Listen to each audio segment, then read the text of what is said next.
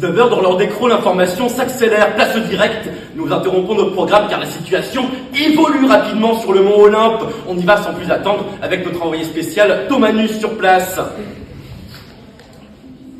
Oui, Pascalus Produce, je vous reçois tout à fait. Je vous confirme l'effroi ici. Une affaire secoue les cieux. Tout à fait, Zeus est décédé dans la nuit de mercredi à jeudi. 7 personnes sont accusées de l'avoir tué. Je suis allé en rencontrer l'une d'elles, directement dans les enfers. Alors, je dois vous l'avouer, il fait un petit peu chaud et j'entends des cris à droite, à gauche.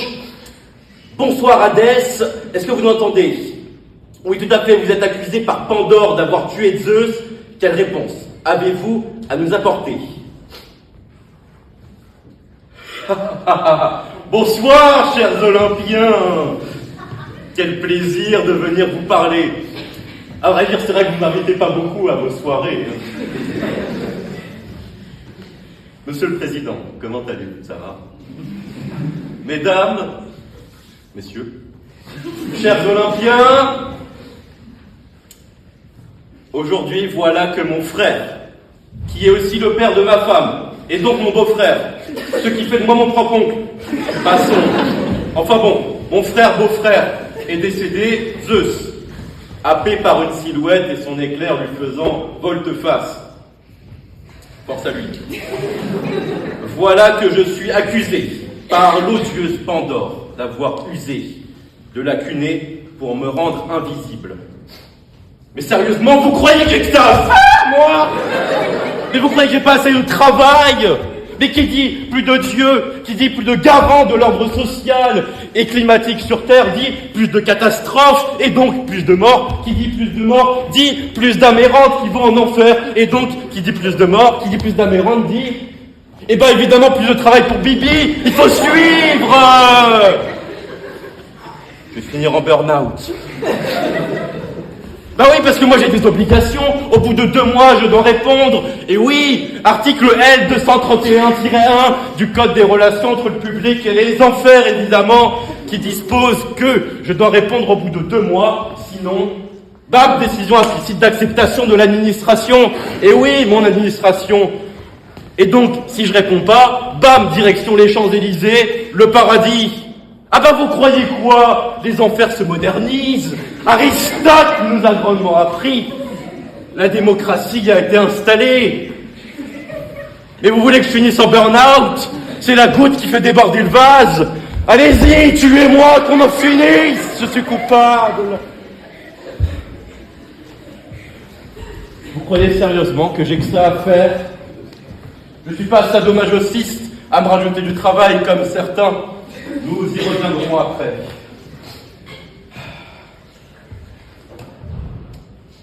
Bon, puisque vous me poussez à bout, je voulais pas spécialement en parler, mais il est vrai que j'ai un alibi. En effet, Perséphone est absente depuis des mois. Alors, vous me comprendrez, surtout messieurs, la solitude est mauvaise conseillère. Je me suis rendu au purgatoire des plaisirs, le quartier des succubes, le quartier rouge des enfers. Alors oui, certes, j'ai fauté. Jetez-moi des pierres, allez-y, j'assumerai. Mais tout cela pour vous dire que j'étais bien trop occupé ce soir-là pour assassiner Zeus. D'ailleurs, ce soir-là, entre 2 néons rouges, j'ai cru apercevoir Achille, Héraclès et même Thésée qui est venu me renifler. Donc, Monsieur le Président, mon alibi est, si j'ose dire, parfaitement solide. Et puis, il y a cette histoire d'éclair.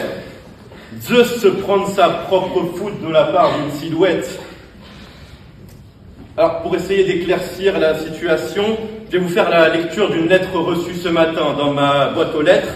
Une lettre tout à fait anonyme, contenant des révélations sur le monde de Olympien. Laissez-moi vous en faire la lecture, si vous le voulez bien.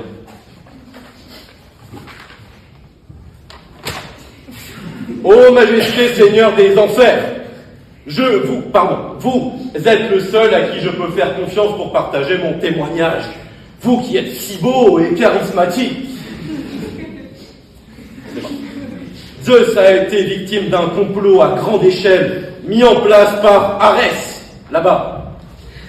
Le mobile est simple, une crise d'ego et de jalousie. Alors comment vous le décrire?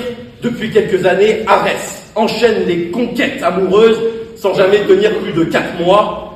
Le pauvre, il était enfin tombé sur une fille plutôt sobre et majeure, pour une fois, Aphrodite. Convaincu dans sa paranoïa habituelle que son père voulait sa maîtresse, il a décidé d'agir. Mais attention, incapable de gagner un combat seul, le petit, très petit Arès décida de s'allier aux Érini. Alors, je vous fais une parenthèse, parce que, effectivement, pour les profanes du dernier rang, de prime abord, on pourrait douter de leur relation. Comment se sont-ils rencontrés? Et en fait, ils se connaissent très très bien. En effet, les Érini sont des professionnels de la torture, vous le savez très bien. Et de sources sûres, Arès demande souvent leur service dans leur salon de massage, notamment la formule du moment, un coup de fouet acheté, une humiliation publique offerte. Il s'y rend tous les soirs pour un plaisir d'enfer. Reprenons. Le plan était simple, grand 1, un appât. Après s'être déguisé en silhouette mystérieuse pour attirer Zeus dans un jeu de poursuite à travers le lin, il s'y connaît en poursuite vu comment il poursuit les femmes. 2, un piège. Il a mené son père jusqu'au temple d'Apollon à Delphes. Grand 3, la frappe. Tandis qu'Arès, essoufflé par sa course et sa 15e clope de la journée, il se cachait comme un lâche. Les Érini ont surgi. Elles ont utilisé de leur magie pour que l'éclair de Zeus se retourne contre lui. Signé un admirateur du roi des enfers, tout à fait anonyme. Cher tribunal, je vous fais confiance pour mettre un coup dans ce complot, un coup aussi solide que ce complot aussi solide qu'un mur en plâtre.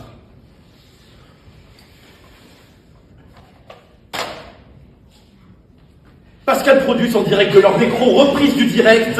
Hadès vient de finir sa défense magistrale, si j'ose dire. Alors, je pense à titre tout à fait personnel qu'il est innocent. Laissez-moi vous lister les arguments d'une solidité imparable. Il n'a pas pu tuer Zeus car il est débordé. Il travaille beaucoup comparé à cette chômeuse de Pandore. De plus, il serait allé dans des quartiers des moins fréquentables, disons-le, contre toute attente le soir du meurtre. Alors, il a utilisé la méthode dite libyenne en s'en prenant directement magistrat.